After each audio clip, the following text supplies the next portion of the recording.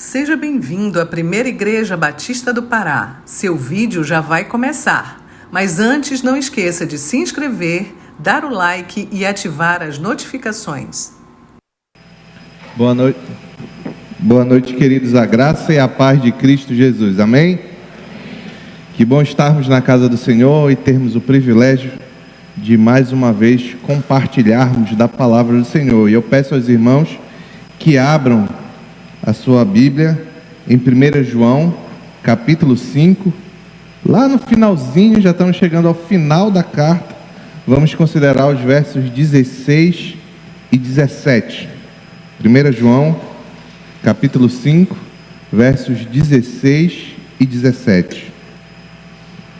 Existem erros que são graves, mas que podem ser corrigidos. E existem erros gravíssimos, cujos efeitos são definitivos. Qualquer um de nós deve ter uma consciência, nem que seja superficial, desta realidade. Eu vou dar alguns exemplos, 2 mais precisamente. Se você que é crente, moça crente, resolve namorar um descrente, está cometendo um grave erro. Mas, se você deixar esse namorado, o problema pode ser resolvido. De outro lado, se você tiver relações sexuais com esse namorado e engravidar, você cometeu um erro gravíssimo, cujas consequências são definitivas. Não pode ser solucionado. Aborto não é solução, mas assassinato. Nunca faça isso. Na advocacia, tem uma ilustração muito boa para o meu ponto aqui, no mundo do direito.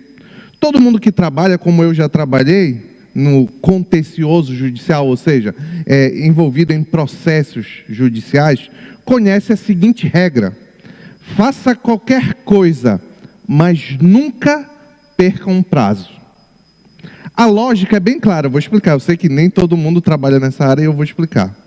Se você fizer um recurso, uma defesa ruim, ainda assim você pode reverter parcialmente esse problema no futuro, ou mesmo pode empurrar o processo para frente.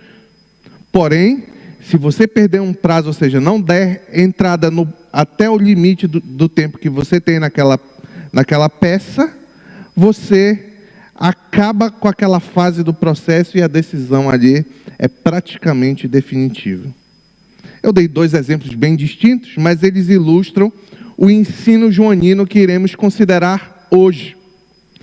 Alguns pecados são graves em nossa vida espiritual. Todos os pecados são graves em nossa vida espiritual. Mas existem pecados que são gravíssimos e que geram consequências definitivas. É isso que João quer nos ensinar por meio do texto que nós vamos ler hoje. Então, enfim, vamos ler a palavra do Senhor que está em 1 João, capítulo 5, versos 16 e 17. Se alguém vir seu irmão cometer pecado que não leva à morte, ore, e Deus dará vida ao que pecou.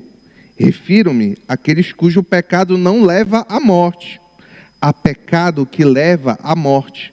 Não estou dizendo que se deva orar por este. Toda injustiça é pecado, mas há pecado que não leva à morte. Vamos orar. Pai querido, muito obrigado, Senhor, pela Tua palavra. Muito obrigado porque estamos chegando, Senhor, no final desta carta. Nos ajuda a compreender esse difícil texto, Pai. Nos ajuda a entendermos a Tua vontade para nós, a Tua vontade para a Tua igreja nesta noite, apesar de mim, Senhor. É o que eu te peço em nome de Jesus. Amém. Em meio a falsos pastores, falsos mestres, João escreveu toda essa carta que nós estamos finalizando para ensinar a igreja a reconhecer quem eram os verdadeiros e diferenciá-los dos falsos. Por isso a carta é cheia de testes. No capítulo 5, já o capítulo que nós estamos estudando, aproximando-se do final, mais precisamente nos versos 1 a 3, o apóstolo destaca resumidamente as 3 principais verdades necessárias a todo cristão verdadeiro. A fé em Jesus ou Cristo, ou seja, a fé no Cristo das Escrituras, Deus e homem, o amor pelos irmãos, segundo a verdade, e obediência para com Deus, que é a expressão do nosso amor para com Ele. Então, fé no Cristo das Escrituras, amor pelos irmãos e obediência a Deus. São as três características que João destaca que deve estar presente na vida do verdadeiro crente.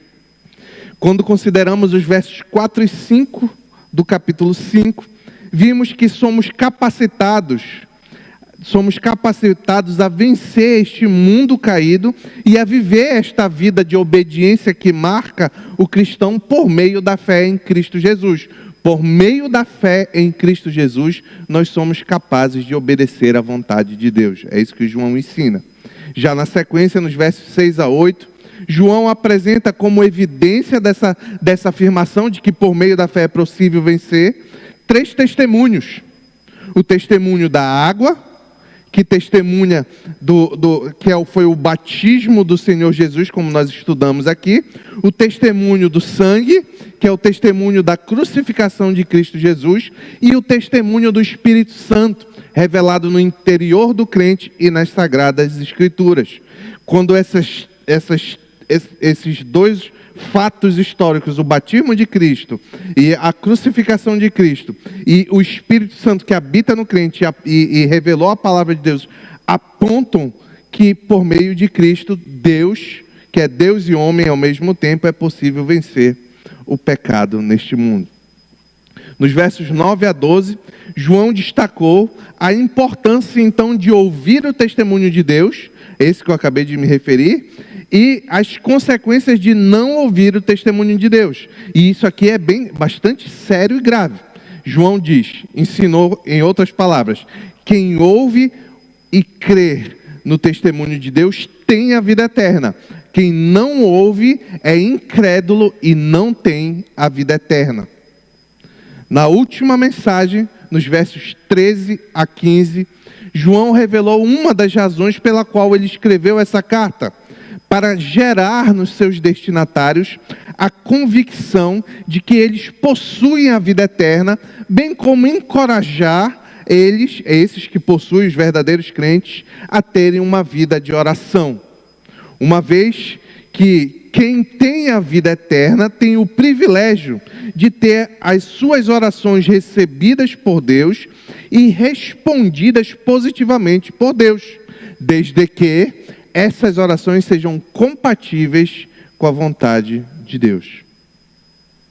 Hoje, na sequência, João vai exemplificar uma possibilidade para o uso desse privilégio de oração, especialmente quanto à oração de irmãos para com outros que foram encontrados em pecado.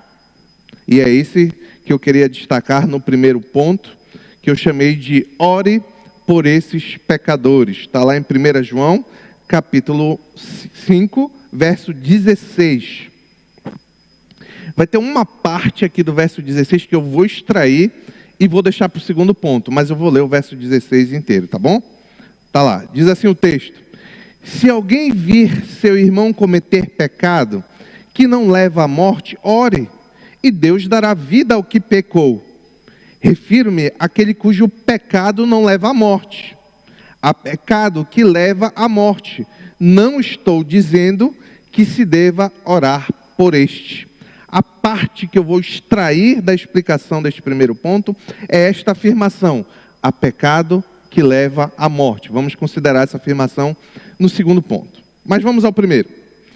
Como vimos no contexto, João havia acabado de ensinar que as orações do crente, quando feitas segundo a vontade de Deus, são recebidas e atendidas por Deus.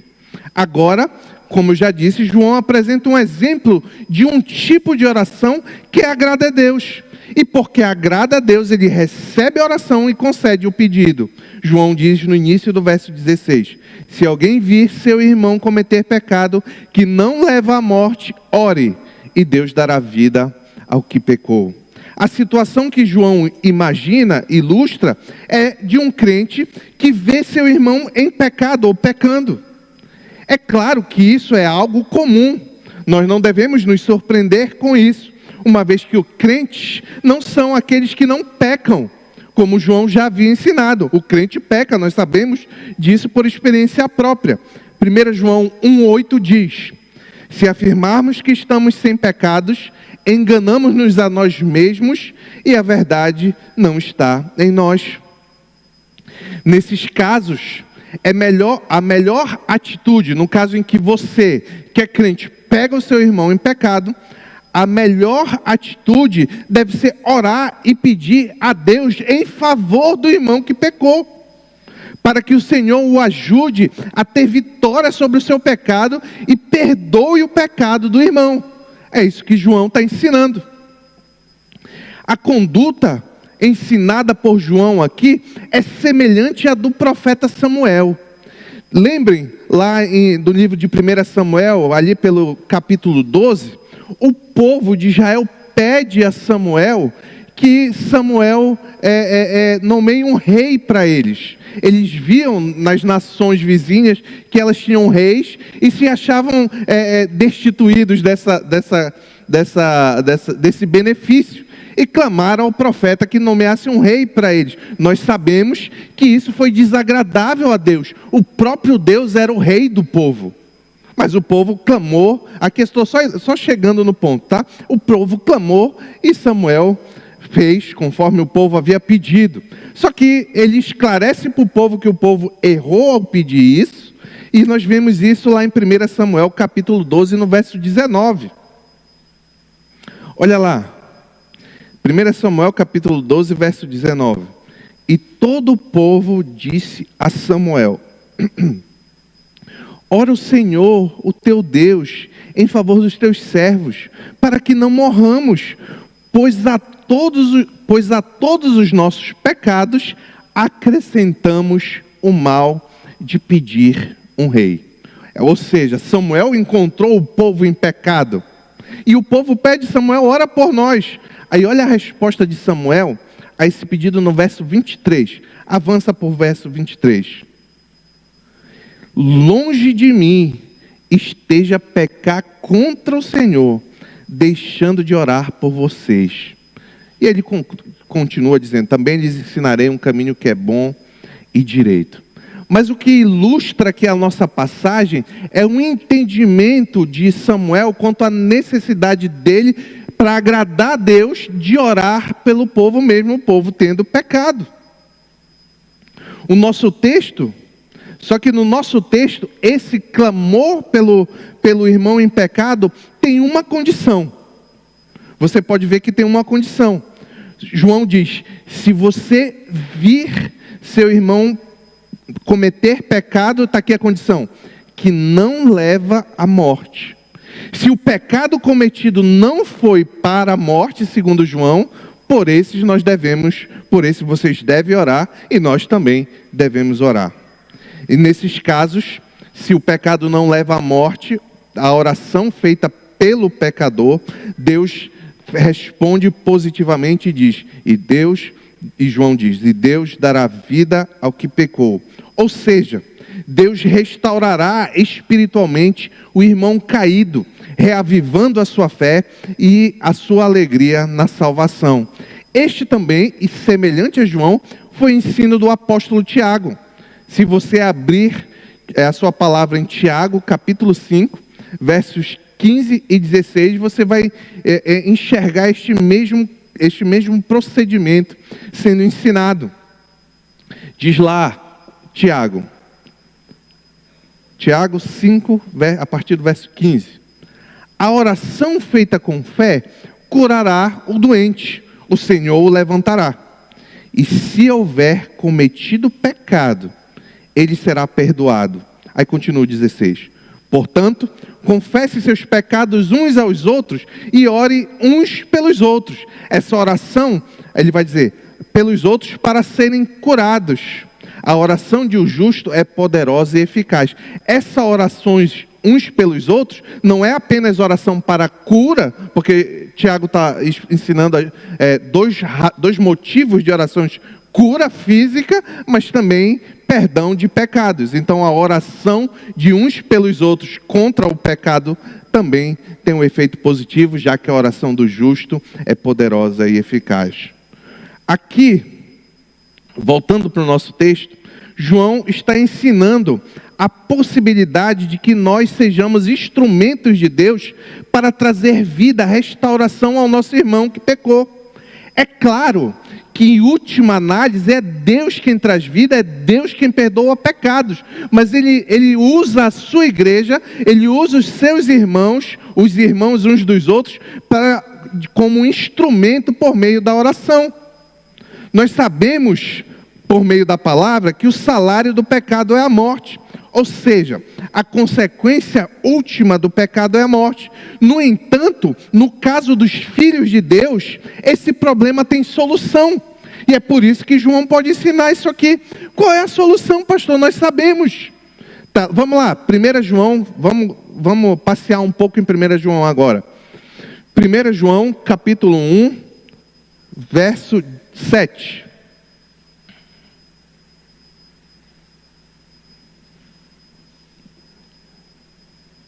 Vou já ler, meu irmão. 1 João, capítulo 1, verso 7. Se, porém, andarmos na luz, como Ele está na luz, temos comunhão uns com os outros. E está aqui a solução. E o sangue de Jesus, seu Filho, nos purifica de todo pecado. E avança para o verso 9. Se confessarmos os nossos pecados, Ele é fiel e justo para perdoar os nossos pecados e nos purificar de toda injustiça. Isso porque os pecados dos filhos de Deus não geram a morte eterna. Porque os filhos de Deus, como o próprio João ensinou, possuem a vida eterna em Cristo, a vida de Cristo. Onde está isso, pastor? Lá, avança agora lá, volta para o capítulo 5, verso 12.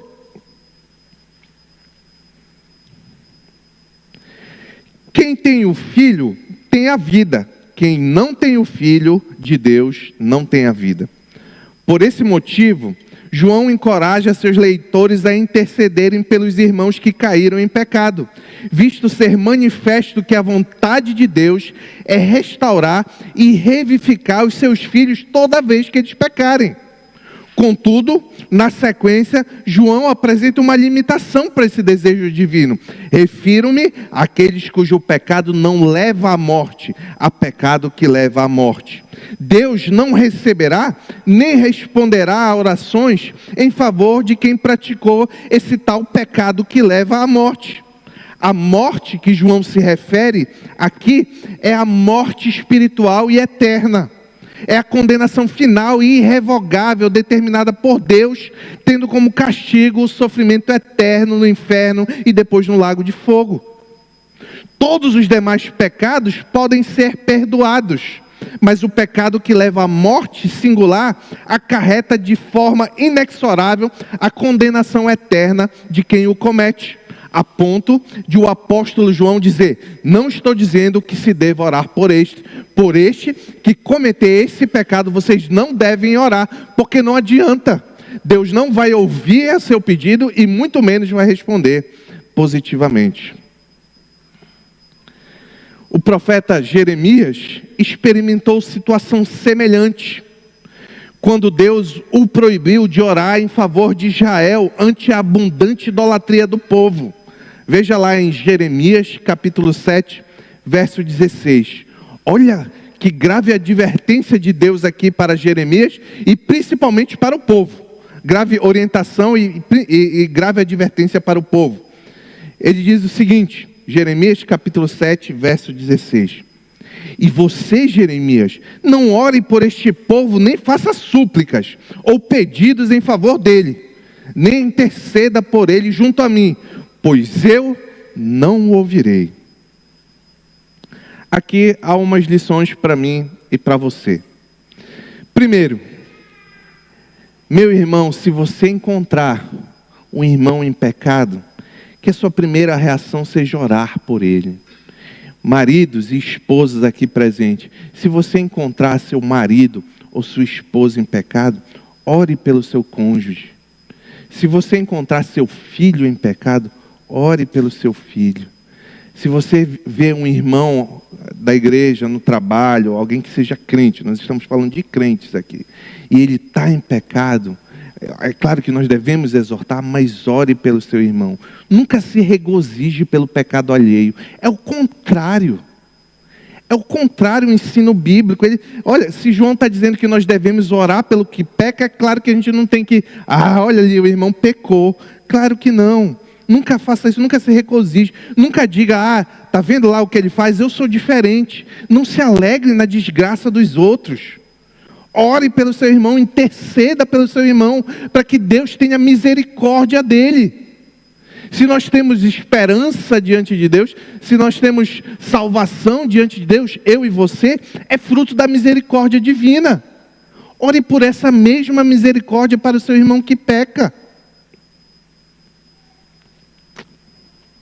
Que nosso coração deseje, assim como Deus deseja, a restauração do nosso irmão. Quem dera, meus irmãos, quem dera se nós vivêssemos em uma comunidade, numa igreja aqui local, em que ninguém pecasse. Era maravilhoso.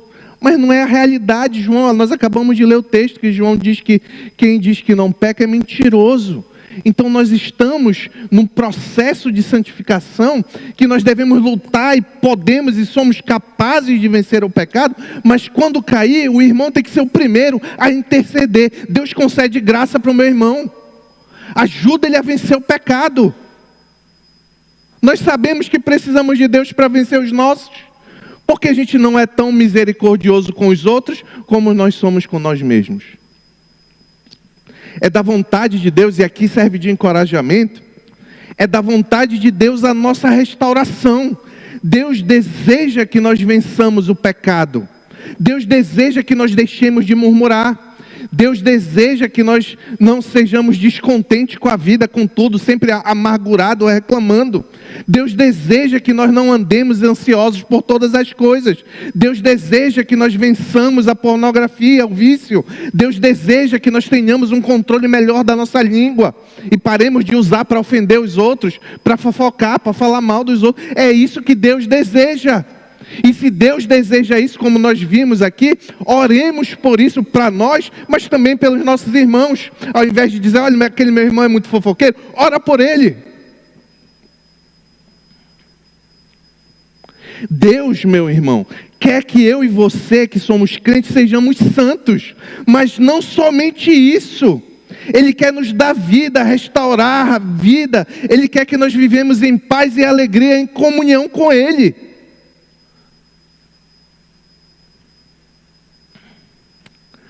Esse texto nos revela, e esse objetivo de Deus nos revela um grande encorajamento. A esperança para o pecador arrependido que confia no Senhor Jesus Cristo.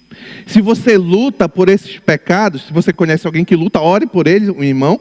Mas se você luta por esse pecado, considerando que essa é a vontade de Deus, a nossa restauração, a nossa santificação, eu li isso aqui há umas mensagens atrás, essa é a vontade de Deus, acho que está em Tessalonicenses, a nossa santificação. Então, se esse é o desejo de Deus, nós temos que nos alegrar, porque é possível.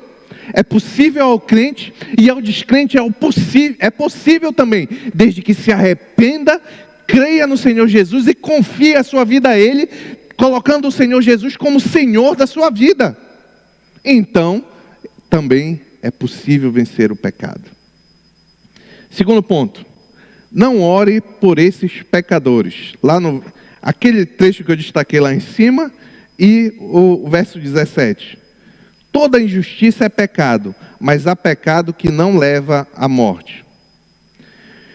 João inicia este verso esclarecendo que o fato de que existem pecados que não levam à morte não significa dizer que existam pecados que não sejam graves. Pelo contrário, ele diz, toda injustiça é pecado. Isso é lógico à luz da verdade das Escrituras, que ensina que todo pecado é contra Deus. Deus que é santo, puro e justo. Logo, todo pecado é contra a justiça divina e, consequentemente, merecedor da morte. Mas agora João esclarece a exceção que ele já havia introduzido no verso anterior. Há pecado que não leva à morte, ou seja, nem todo pecado é mortal. Isso no sentido de que todo pecado tem consequência última, a morte, mas há vida e perdão em Jesus Cristo, para aqueles que confessam seus pecados e confiam no Senhor Jesus. Do outro lado, pela consequência lógica, há pecado que leva à morte. Que pecado é esse, pastor? Qual é o pecado que João se refere que leva à morte? João não declara explicitamente a que pecado se refere. Ao longo dos séculos, estudiosos têm procurado responder essa pergunta.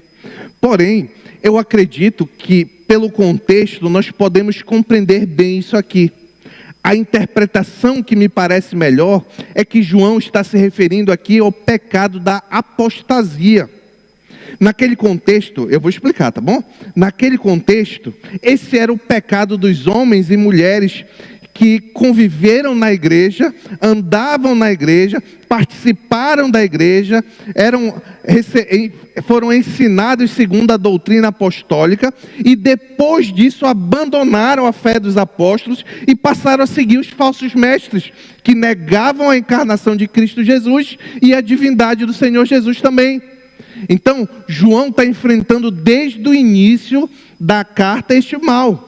Aqueles que deixavam, que saíram do meio da igreja para afrontar a doutrina dos apóstolos, afrontar os ensinos da Bíblia Sagrada. É isso que João está ensinando. E me parece que é esse pecado, o pecado da apostasia, aquele que experimentou as coisas do Senhor, que aprendeu da palavra do Senhor, que teve comunhão com a igreja, mas que depois nega tudo isso, nega a encarnação de Cristo, nega a divindade de Jesus e etc. Nega a necessidade de ser santo e etc. João Calvino, comentando esse texto, disse: pode-se inferir do contexto que esse pecado não é uma queda parcial ou uma transgressão de determinado mandamento, mas apostasia, pela qual as pessoas se alienam completamente de Deus. Assim, este pecado mortal a que João se refere, trata-se de um pecado doutrinário, cometido de forma voluntária e consciente, que é similar, bastante similar, ao pecado da blasfêmia contra o Espírito Santo, que o Senhor Jesus declarou ser imperdoável no Evangelho de Mateus 12:32, Marcos 3:29 e Lucas 12:10.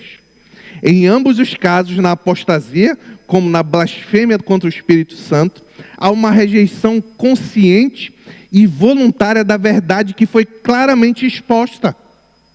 No caso dos leitores de João, a apostasia foi gravíssima, pois os falsos mestres e os falsos crentes ali inseridos na igreja participaram de várias coisas, participaram de batismo, ceia, tiveram comunhão e etc. E depois negaram tudo isso, deixando para trás. Como o senhor sabe disso, pastor? Está lá em 1 João 2,19. 1 João 2,19. Esses falsos mestres, João está se referindo aqui, eles saíram do nosso meio, mas na realidade não eram dos nossos, pois se fossem dos nossos, teriam permanecido conosco. O fato de terem saído mostra que nenhum deles era do nosso. Logo, este pecado da apostasia, segundo João, leva à morte por sua própria natureza. A natureza desse pecado é uma rejeição clara e final ao Senhor Jesus Cristo, como Filho de Deus. É uma espécie qualificada de incredulidade. Olha lá, vamos lembrar, a blasfêmia contra o Espírito Santo, o nosso Senhor Jesus realizava sinais, curava, expulsava demônios, e os fariseus viam tudo aquilo ali, e ao invés de glorificar e crer no Senhor, diziam que aquilo que Jesus fazia era obra de Beelzebu. Não acreditavam que era o Senhor Jesus que estava realizando aquela obra.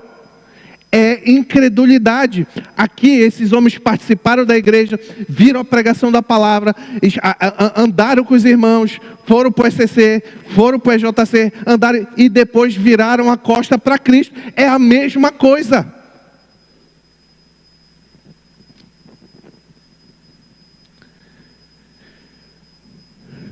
Lembrem-se que desde o início da carta, João está querendo discernir quem são esses apóstatas. Quem estava abandonando a verdadeira fé e negando tudo que eles haviam aprendido. Esse é o objetivo principal da carta. E agora ele diz, olha, quanto a esses que agora eu ensinei vocês a identificarem, não orem por eles. Porque o pecado deles leva à morte.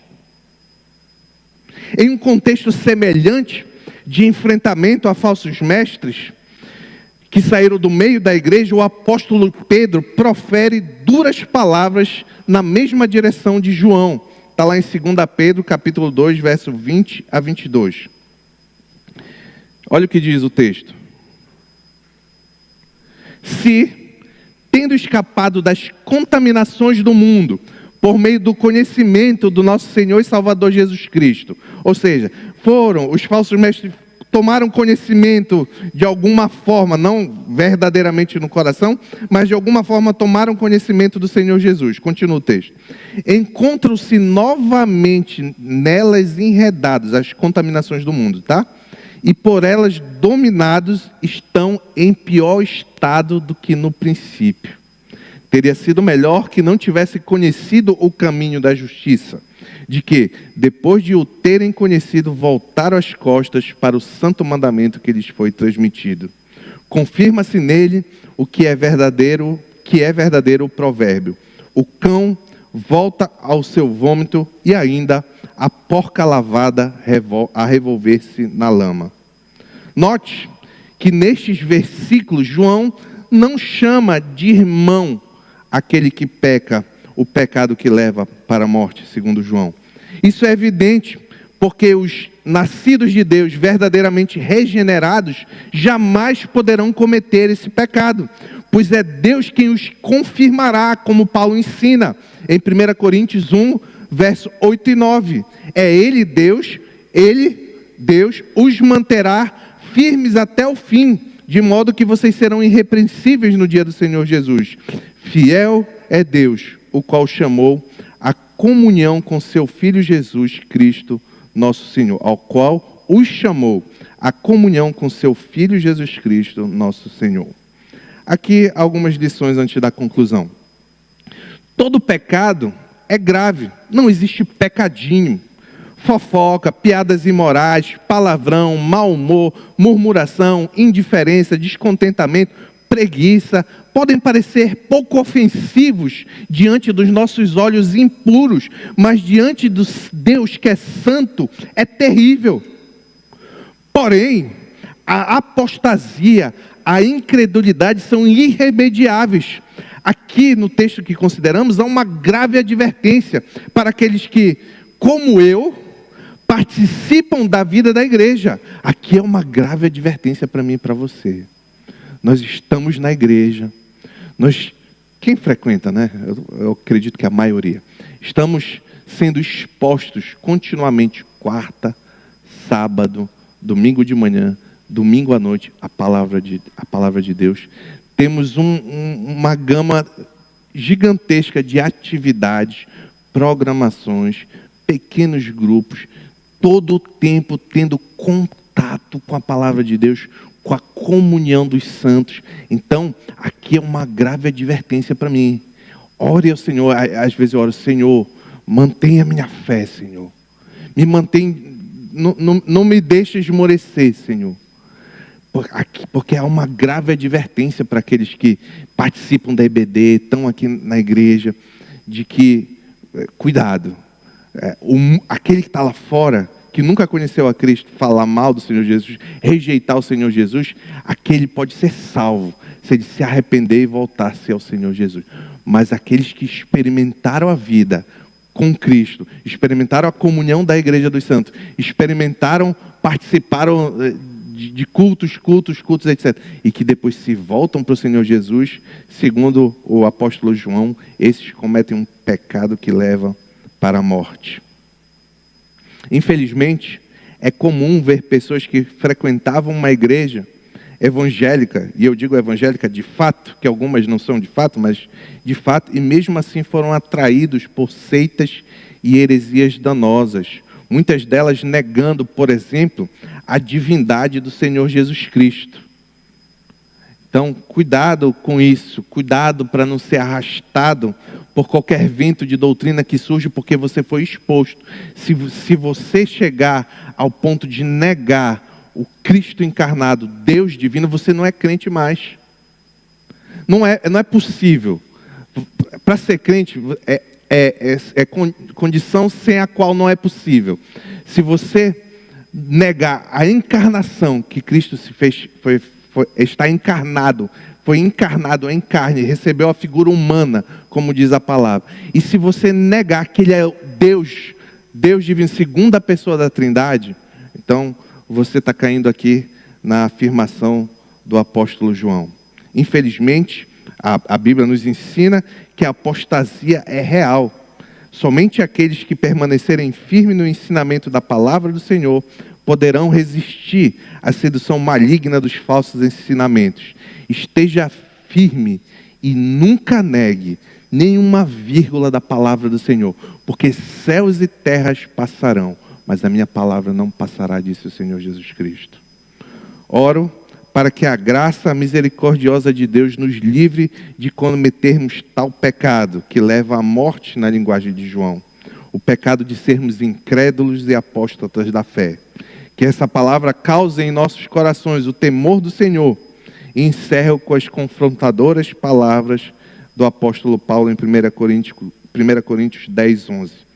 Assim, aquele que julga está firme, cuide-se para que não caia. Em nome de Jesus, amém.